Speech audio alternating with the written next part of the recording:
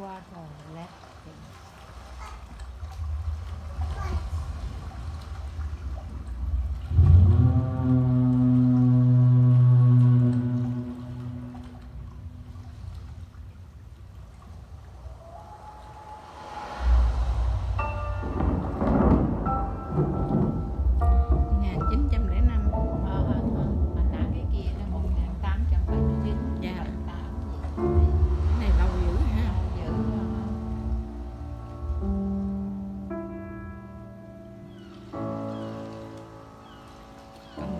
Resting high on its rugged mount, witness to more than a century of seasons.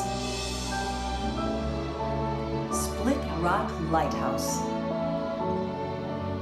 No longer sending signals of safety, but still a striking symbol of guidance and romance. No wonder it's the most photographed place in Minnesota and attracts visitors from around the world. Even when Split Rock Lighthouse was still in use, guiding ships to 2 harbors and Duluth, it beckoned sightseers with its stately presence.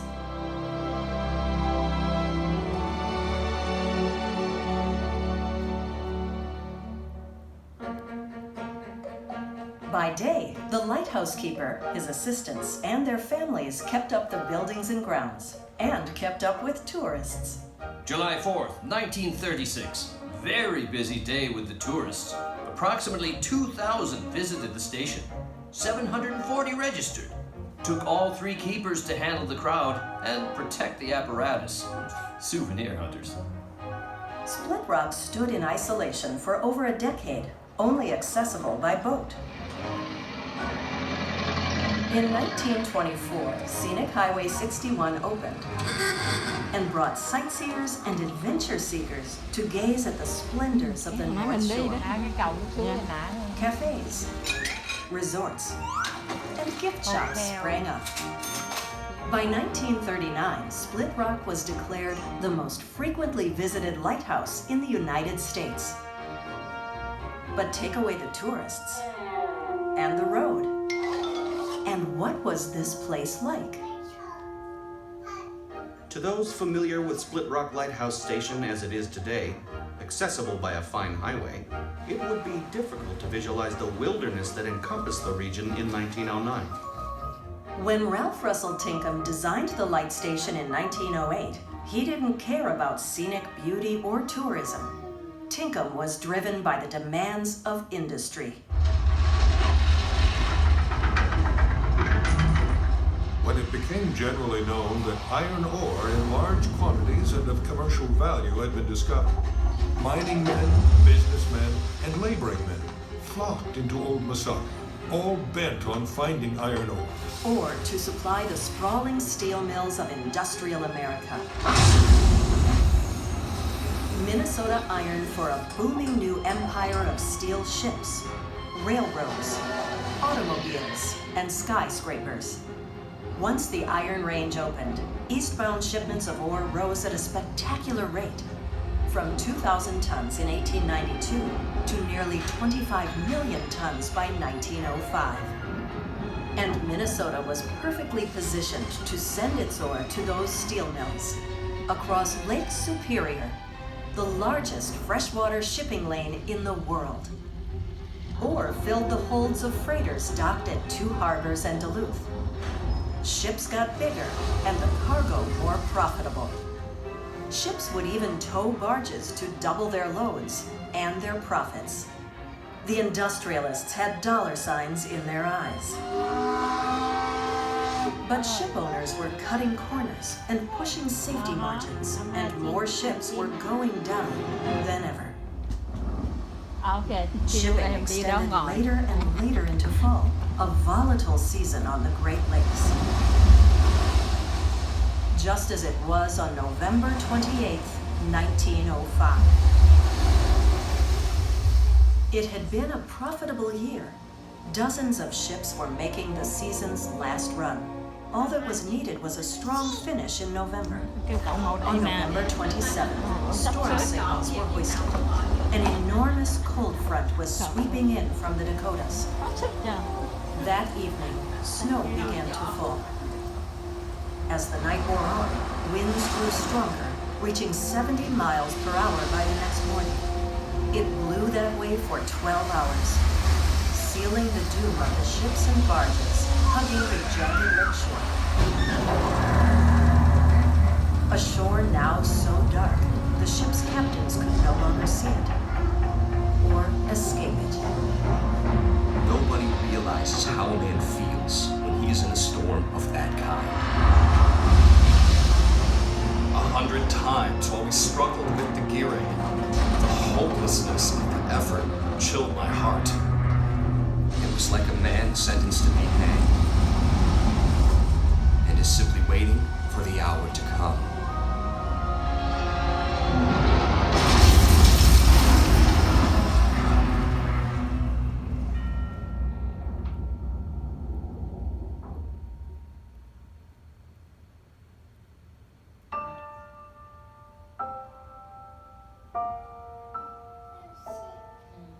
Dear son, there has been more stormy weather, but I have dared to presume that you are safe and sound. I am exercising patience until the time arrives and you reach the port. With much love from your affectionate father, H.W. Woodgate. H.W. Woodgate never saw his son again. Thomas Woodgate's frozen body was found aboard the Matafa, a large ore freighter ripped apart just outside the port of Duluth. His father's letter was found in his pocket. Mary McFadden, a reporter for the Duluth News-Tribune, was part of the crowd that gathered to watch the life-saving crew's attempt to save the men trapped on the ship. 9 men have died before our eyes. They looked hungrily at us. We safely, helplessly, gazing at their struggle to live. 29 vessels were damaged or destroyed, including the Madeira, which crashed off Gold Rock, just north of Split Rock. In all, as many as 33 people lost their lives as a result of this one storm. It has been a week that will always be remembered. Nothing can replace the many lives that have been sacrificed on the altar of commerce to appease the wrath of the lake.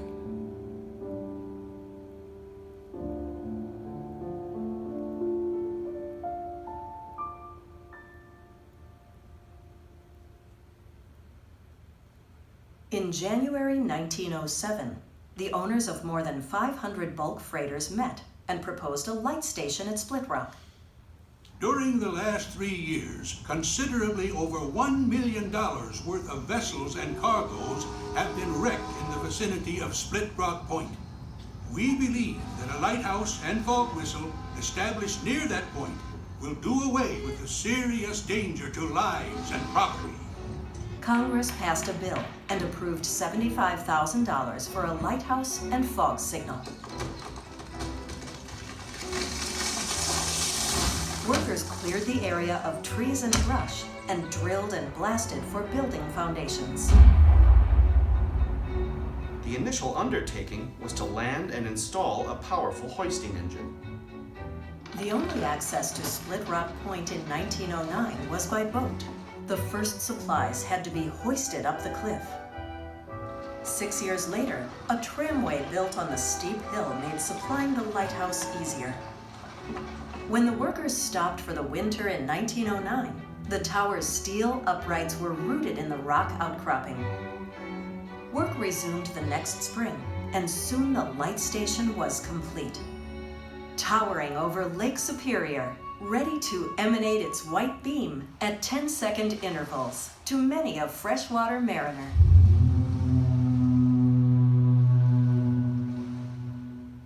"35 keepers and their families made the light station their home during its 59 years of operation. And under their watch, not one ship went down.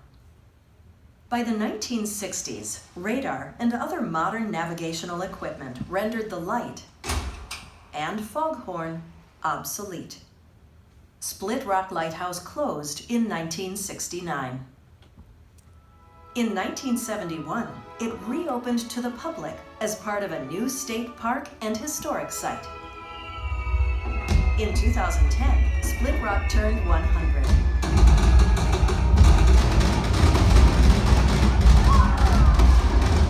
Visitors today see one of the best preserved examples of a Great Lakes light station in the United States, and one of the few that is designated a National Historic Landmark.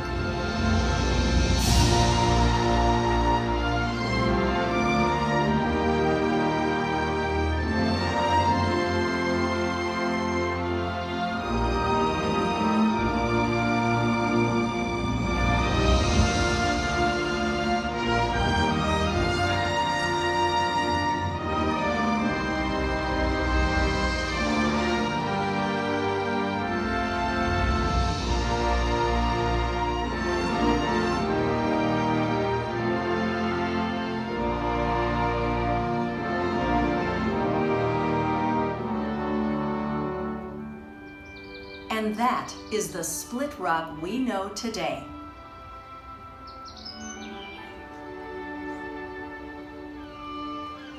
Posing on its cliff perch for the photographs of generations, present and future. Looking out over the water, where the remnants of steel giants rest beneath the surface.